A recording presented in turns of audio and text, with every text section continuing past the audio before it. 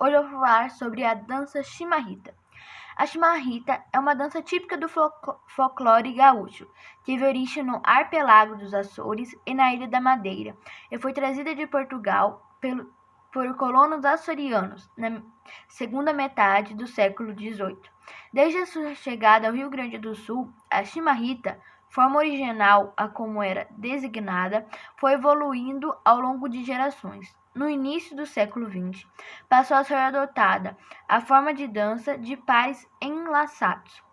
A corupleta chimarrita foi a denominação mais casual dessa dança entre os campeiros, no Rio Grande do Sul e de Santa Catarina.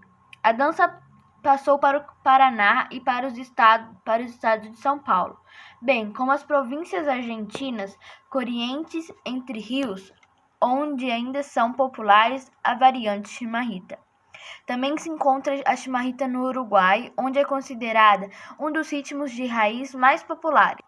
A chimarrita tem como característica bater os pés e bater as mãos.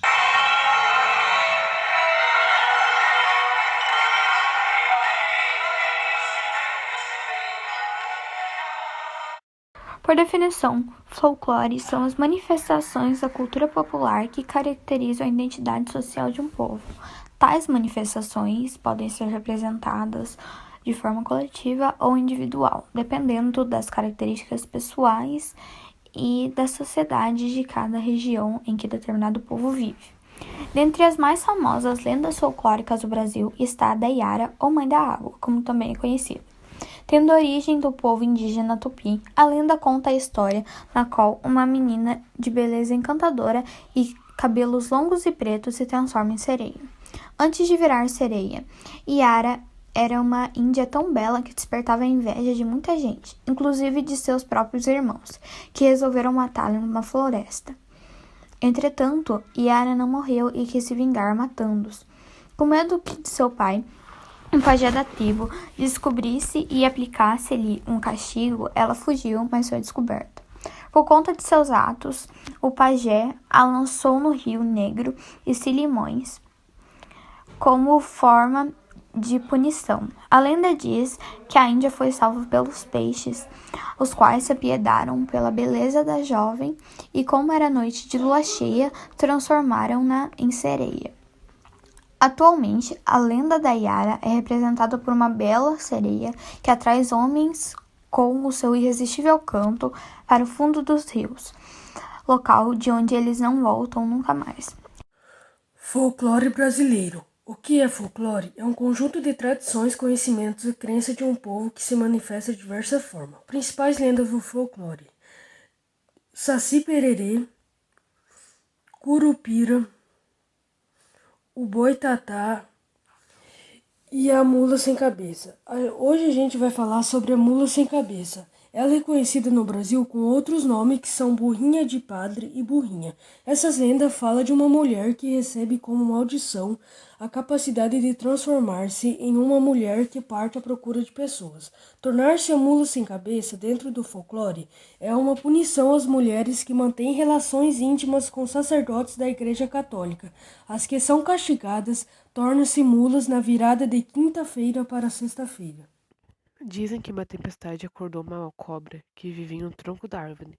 Ela acordou faminta, assim comeu os olhos dos animais que estavam boiando na água, porque tinham morrido na enchente. Pelo fato de os animais antes de morrer tinham visto a luz do sol, ao ela comer eles, ela criou olhos de luz e começou a pegar fogo.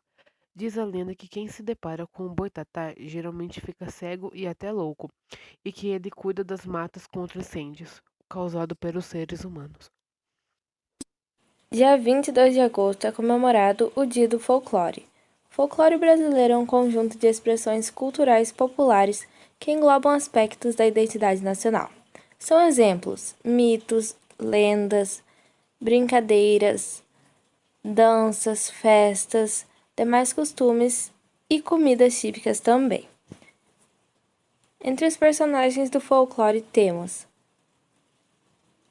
a Mula Sem Cabeça, Iara, Saci Pererê, Curupira, Boto Cor-de-Rosa, Negrinho do Pastoreiro, Cuca, Vitória Régia e lobisomem. Além dessas já citadas e muitas outras lendas, eu escolhi falar sobre a lenda do Curupira. Ele é um anão que possui cabelos vermelhos e os pés ao contrário, mas essa definição física pode mudar de acordo com cada região.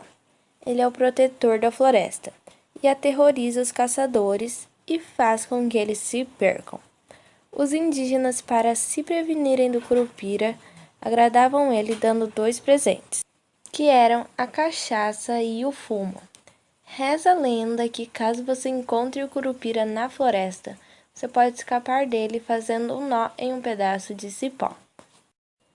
Além das lendas, como já visto, existem muitas outras manifestações que fazem parte do folclore também. O folclore brasileiro é o conjunto de expressões culturais populares, como lendas, brincadeiras, danças, festas, comidas típicas e outros costumes que passam de geração para geração. Os principais personagens são a Iara, Saci Pererê, Boto Cor-de-Rosa, Boitatá, Lobisomem, Mula Sem Cabeça e o Curupira. Mas hoje vamos falar da lenda folclórica de origem indígena da Iara, também conhecida como Lenda da Mãe d'Água. Reza a lenda que a mesma tem uma beleza invejável. Por esse motivo, os irmãos sentiam inveja dela e resolveram matá-la. Mas Iara consegue inverter a situação e acaba matando seus irmãos. Então, a punição de seu pai, o pajé da tribo, era lançá-la ao rio. Os peixes do rio resolvem salvar a bela jovem, transformando-a na sereia Iara. Desde então, Iara habita os rios amazônicos, conquistando homens e levando-os ao fundo do rio, os quais morrem afogados. O Dia do Folclore Brasileiro é comemorado em 22 de agosto. É importante lembrar que o folclore é um conjunto de conhecimentos de um povo e integra os costumes, contos, mitos, lendas, danças, festas populares de uma cultura e região. E também temos uma diversidade de comidas no folclore, como o bolo de fubá, o pé de moleque, a pamonha, temos a canjica, arroz doce, e esses são os principais alimentos. Sobre as danças, o pau de fita é uma dança folclórica tanto da região sul quanto das demais regiões, em que se prepara um mastro encimado por um conjunto de largas fitas multicores. Os dançarinos, em número par, seguram na extremidade de cada fita, e ao som das músicas, giram em torno do mastro, revezando os pares de modo a compor trançados no próprio mastro, com variados desenhos. A história do boi bumbá foi inspirada na lenda da mãe Catrina e o pai Francisco Chico. Nessa versão, eles são um casal de trabalhadores de uma fazenda. Quando a esposa fica grávida, ela tem o desejo de comer a língua de um boi. Empenhado em satisfazer a vontade da esposa, Chico mata um dos bois do rebanho, que era um dos preferidos do fazendeiro. Ao notar a falta do boi, o fazendeiro pede que todos os empregados saiam em busca dele. Eles encontram o boi quase morto, mas com a ajuda de um curandeiro, ele se recupera. Nesse sentido, a festa do Bumbá Meu Boi é celebrada para comemorar esse milagre. No Brasil, o folclore brasileiro possui muitas danças que representam as tradições e as culturas de determinada região. No país, as danças folclóricas surgiram da fusão das culturas europeia, indígena e africana. Elas são celebradas em festas populares caracterizadas por músicas, figurinos e cenários representativos. Bumba Meu Boi. Essa dança folclórica, conhecida em outras regiões brasileiras, é típica do norte e do nordeste.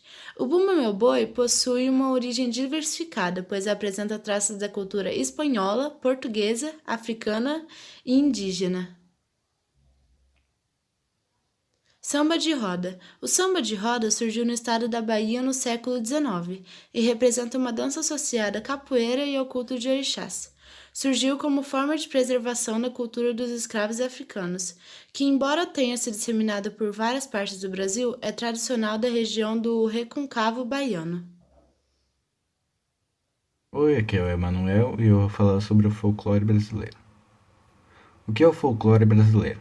O folclore brasileiro é o conjunto de expressões culturais populares que englobam aspectos da identidade nacional.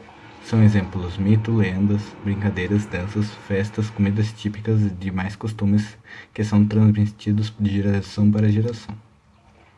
Hoje eu vou falar um pouquinho sobre a mula sem cabeça. Qual a lenda da mula sem cabeça? A mula sem cabeça é uma das lendas mais populares do folclore brasileiro e fala de que as mulheres que foram amaldiçoadas com a capacidade de converter-se em uma mula que possui labaredas no lugar da cabeça. Era uma lenda que reforçava os valores morais de séculos passados, para evitar que mulheres mantivessem relações sexuais antes do casamento, sobretudo com padres. Considera-se que a mulher que se transforma na mula sem cabeça está amaldiçoada. Essa maldição é a parte de uma punição pelo pecado de manter relações íntimas com os sacerdotes da igreja, isto é, com padres. Entretanto, na lenda, não aparece nenhuma punição dada aos padres, que quebram seus votos e mantêm relações íntimas com mulheres. O antropólogo Luiz da Câmara Cascudo fala que no entendimento popular, o padre, por sua posição sacerdotal, somente seria punido depois da sua morte. A mulher amaldiçoada com essa condição torna-se a mula sem cabeça em uma virada de quinta para sexta-feira, e permanece nessa condição até o cantar do galo. Existem versões que dizem que sobre até o terceiro cantar do galo. Assim, a mulher assume a forma assustadora de uma mula, que pode ser negra, toda negra, com labaredas no lugar da cabeça, fogo na cauda e um relixar assustador que pode ser confundido com um lamento de dor. Das lendas folclóricas, eu escolhi o boto cor-de-rosa. Em noites de festa, geralmente junina ou de lua cheia, ele deixa de ser um boto e passa a ser um homem, que geralmente usa branco e um chapéu para esconder seu respiradouro. Nessas festas, ele corteja as mulheres, faz um monte de filhos e simplesmente some. Quando familiares ou até mesmo maridos perguntam de onde são essas crianças, elas contam que foi o boto cor-de-rosa. Por esse motivo, o boto passou a ser caçado e essa é uma das causas que hoje ele sofre ameaça de extinção. E essa é a lenda do boto cor-de-rosa. Folclore brasileiro. O que é folclore? Folclore é um conjunto de tradições, lendas, canções e costumes de um país ou região. Temos várias figuras no folclore brasileiro, como Boitatá, Cuca, Vitória Régia, Curupira, Iara e Saci. Agora irei falar um pouco mais sobre o Saci. O Saci, também conhecido como Saci Pererê, é um ser negro, pequeno, possui apenas uma perna e habita a floresta. É conhecido pelas travessuras que realiza. A lenda do Saci surgiu no sul do Brasil. Foi influenciado por elementos da cultura africana e indígena. Ficou nacionalmente conhecido por influência de Monteiro Lobato. Folclore brasileiro. O que é folclore? Por folclore entendemos as manifestações da cultura popular que caracterizam a identidade social de um povo. O folclore pode ser manifestado tanto coletivamente quanto individualmente, e reproduz os costumes e tradições de um povo transmitidos de geração para geração. Sendo assim, todos os elementos que são parte da cultura popular e que estão enraizados na tradição desse povo são parte do folclore. História do folclore. O folclore, enquanto área de estudo, começou a consolidar-se a partir do século XVIII, mas se firmou de fato somente no final do século XIX, quando instituições voltadas para estudos nessa área começaram a surgir na Europa e nos Estados Unidos. Seus especialistas consideram que os grandes pioneiros desse estudo são Johann Gottfried von Herder e os irmãos Grimm. O folclore no Brasil. Extremamente rico, nosso folclore possui influências da cultura africana, europeia e indígena. Dele fazem parte comidas típicas, danças, lendas e grandes festivais. Festival Folclórico de Parintins.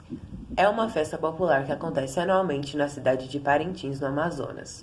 As apresentações simbolizam uma disputa a céu aberto entre duas agremiações folclóricas, o boi garantido, vermelho, e o boi caprichoso, azul, que acontece no Centro Cultural da cidade.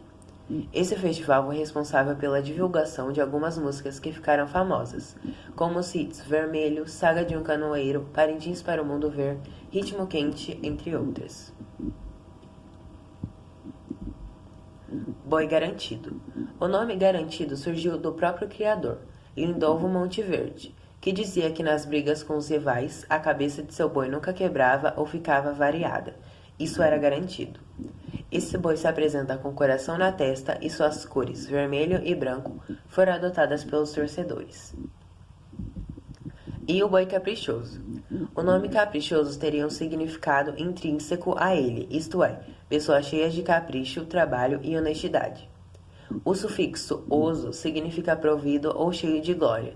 Sendo assim, quando somados capricho mais oso, pode-se dizer que ele é um boi extravagante e primoroso em sua arte. Defende as cores azul e branco e seu símbolo é a estrela azul, a qual exibe em sua testa desde 1996. Oi, meu nome é Tayla e hoje eu vou contar sobre lendas urbanas. Lendas urbanas são mitos urbanos ou lendas contemporâneas. São pequenas histórias de caráter fabuloso ou sensacionalista, amplamente divulgadas de forma oral, por e-mails ou pela imprensa e que constituem um tipo de folclore moderno. E hoje eu vou falar sobre a menina sem nome. A menina sem nome é uma criança que foi estrupada e morta em uma praia do Recife. Segundo a história, a menina foi encontrada por um pescador, mas nunca identificaram quem foi ele. Apesar da mídia divulgar o caso, nenhum familiar da garota apareceu para reconhecer o corpo. A menina foi sepultada como indigente, numa cova comum, em 22 de junho de 1970. Uma funerária se sensibilizou com o caso e patrocinou o enterro da criança. 2 anos após o caso, a menina foi desenterrada e o corpo estava intacto, o que fez a garotinha se considerar uma santa católica popular, que não é considerada santa pela igreja. Muitos populares iam até o túmulo e consideravam um local de devoção. Na capital de Pernambuco, ela já é considerada realmente uma santa. A lenda ainda cita muitos pedidos que foram atendidos, mas toda lenda tem um lado cabuloso, né? Milagres à parte, dizem que a menina sem nome vive assombrando quem anda de carro à noite em Recife. Ela passa no meio da rua e os carros acabam sofrendo acidente para desviar da criança. Que história, né? Uma das lendas mais famosas do Brasil e um dos personagens mais carismáticos já criados na história do folclore. Hoje vamos falar aqui do Saci Pererê. O Saci Pererê é um personagem bastante conhecido do folclore brasileiro. Tem sua origem presumida entre os indígenas da região das Missões, no sul do país, de onde teria se espalhado por todo o território brasileiro.